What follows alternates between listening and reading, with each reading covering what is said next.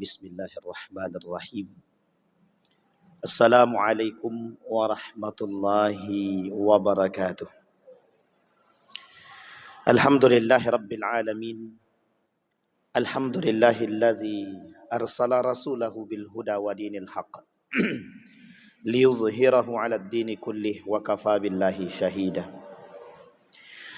Ashhadu an la ilaha illallah wahdahu la syarika lah wa ashhadu anna Muhammadan abduhu wa rasuluh la nabiyya ba'd. Allahumma salli wa sallim wa barik ala hadzal nabiyil karim. Allahumma salli ala Muhammad wa ala ali Muhammad fil alamin innaka Hamidum Majid.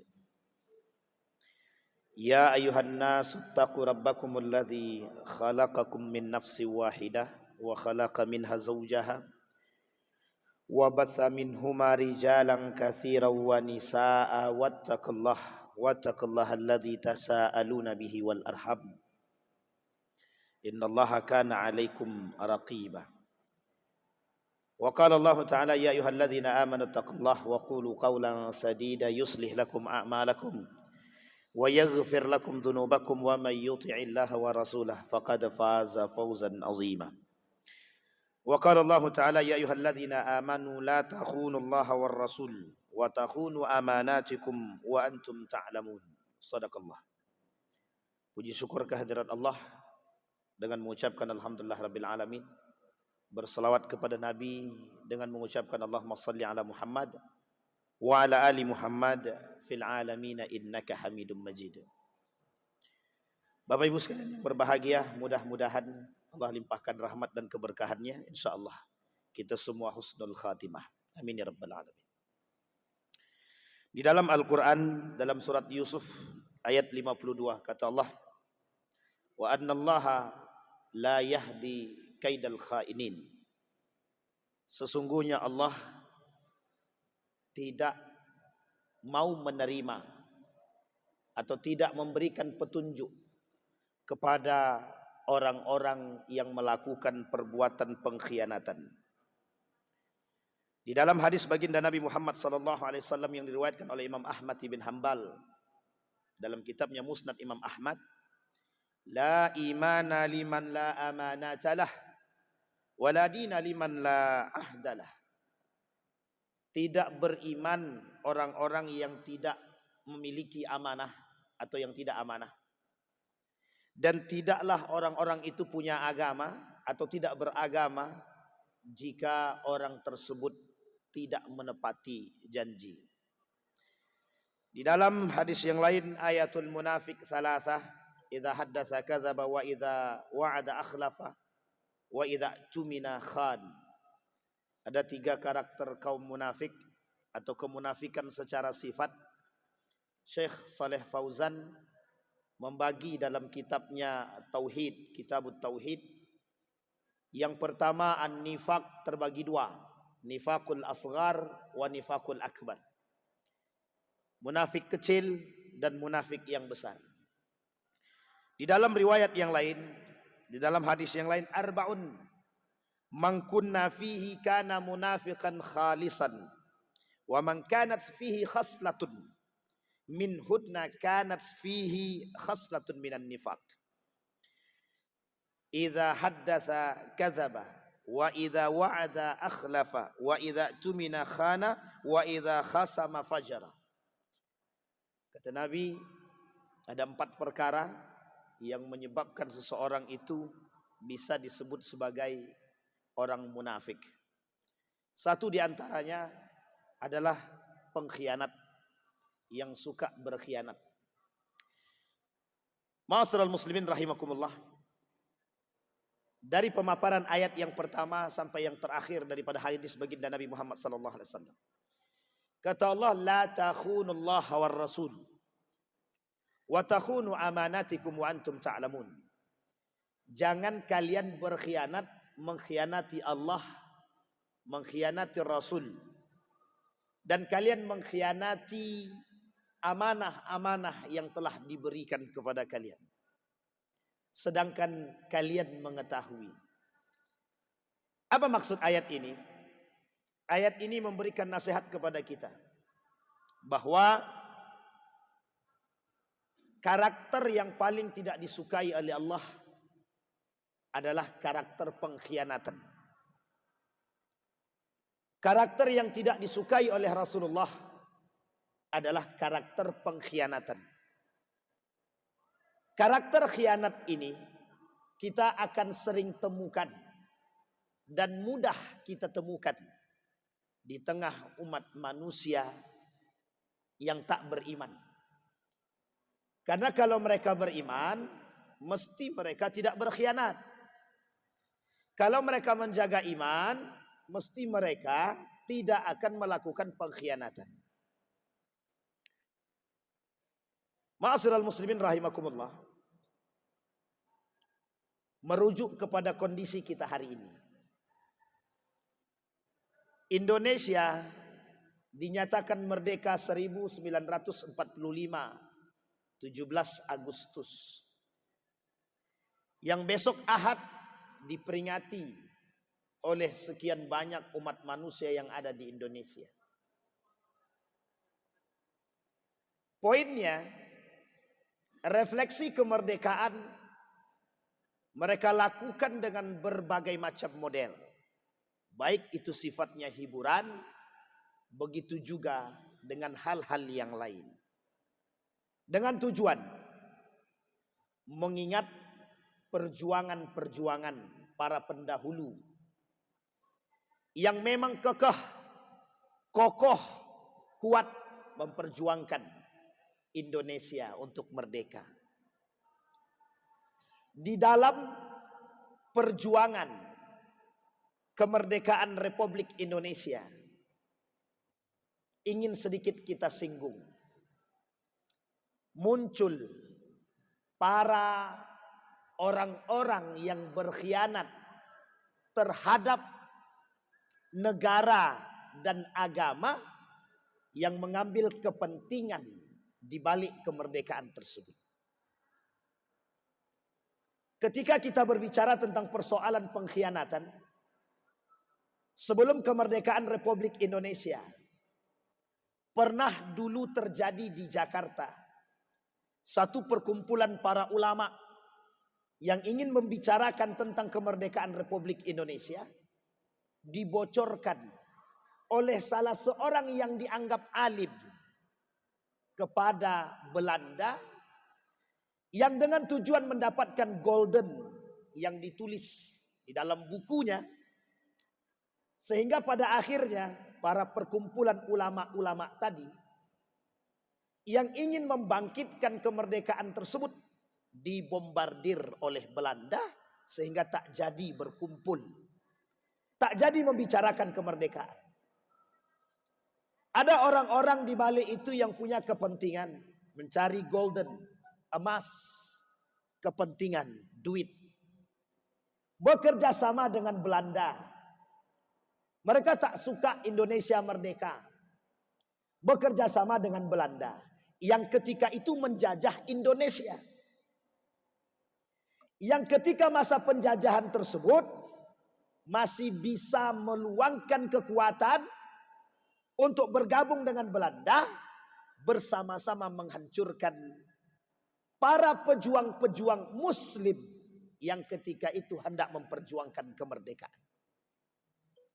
Artinya apa? Di tengah proklamasi kemerdekaan muncul para pengkhianat-pengkhianat yang merusak.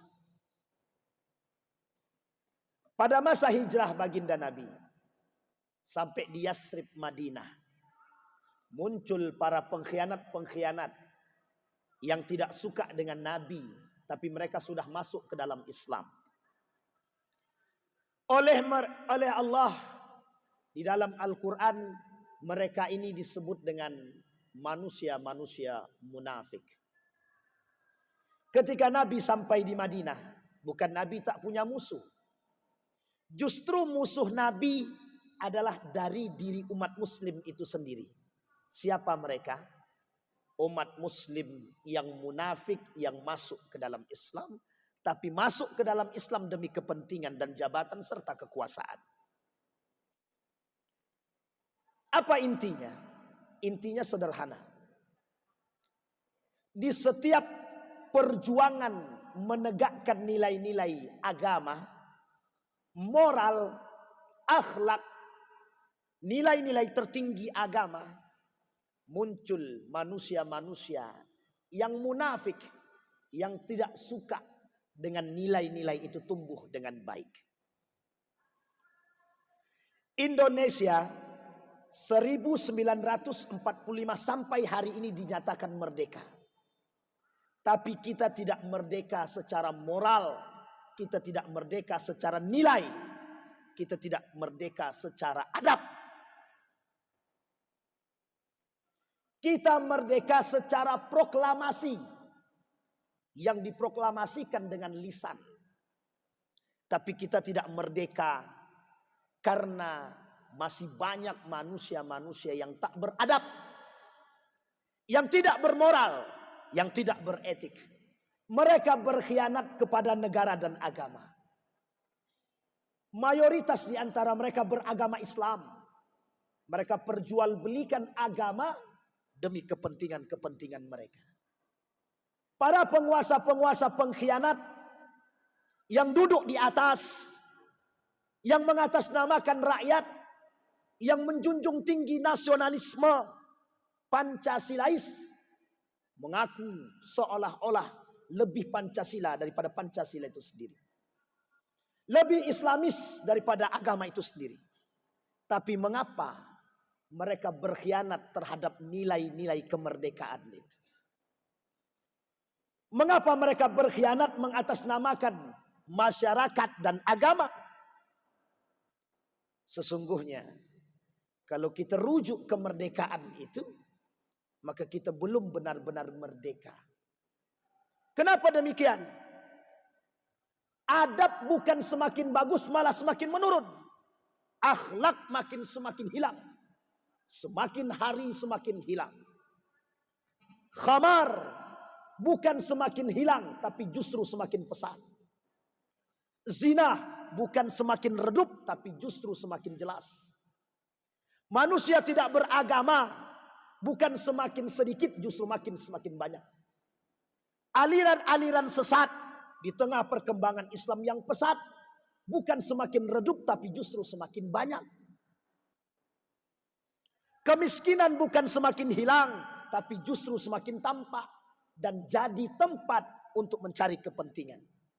Bahkan membuat kemiskinan hanya demi karena kepentingan.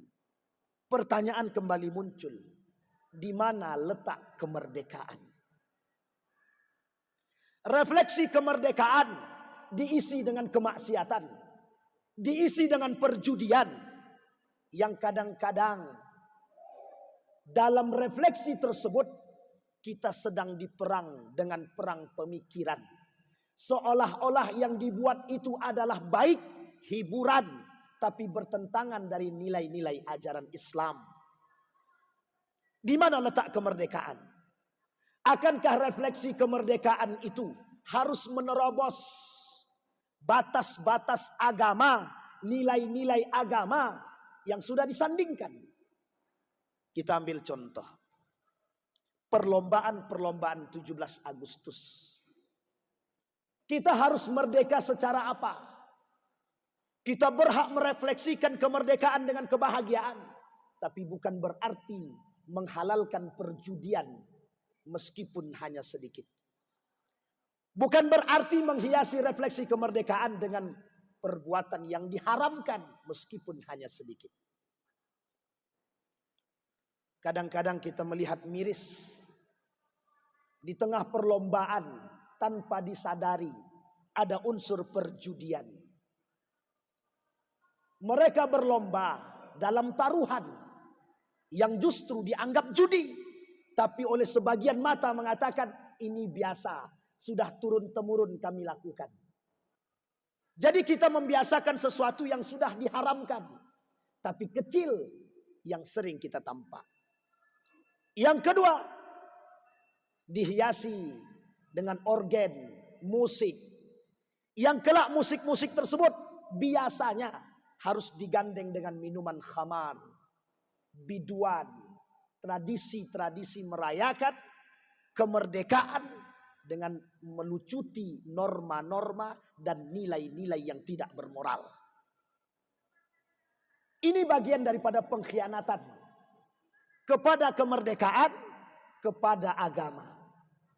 Mereka berkhianat kepada Allah. Mereka berkhianat kepada negara. Dalam Pancasila, sila pertama, ketuhanan yang Maha Esa, yang seharusnya kita maknai dengan penuh keimanan, bukan justru dengan kemaksiatan. Ma'asyiral muslimin rahimakumullah. Maka dari itu nasihat buat kita semua. Yang mampu melihat, yang melihat kemungkaran-kemungkaran yang terjadi dalam refleksi kemerdekaan, dalam bentuk pengkhianatan, menghadirkan kemaksiatan, maka wajib bagi setiap umat muslim yang sadar, yang beriman, untuk membenahi sedikit demi sedikit. Biar kita tak terjerumus dalam karakter jahiliyah yang dahulu sampai hari ini. Dulu jahiliyah, judi khamar biasa. Kalaulah hari ini judi dan khamar adalah hal yang biasa, maka kita telah berkhianat kepada Allah dan Rasul-Nya sebagai orang yang mengaku beriman. Maka Bapak Ibu sekalian yang berbahagia, tugas kita berat. Kita harus berhadapan dengan setiap para pelaku-pelaku pengkhianat nilai-nilai agama dan pengkhianat kemerdekaan dalam bingkai negara. Mudah-mudahan bermanfaat. Fa'tabiru ya ulil absar la'allakum tuflihun. Assalamualaikum warahmatullahi wabarakatuh.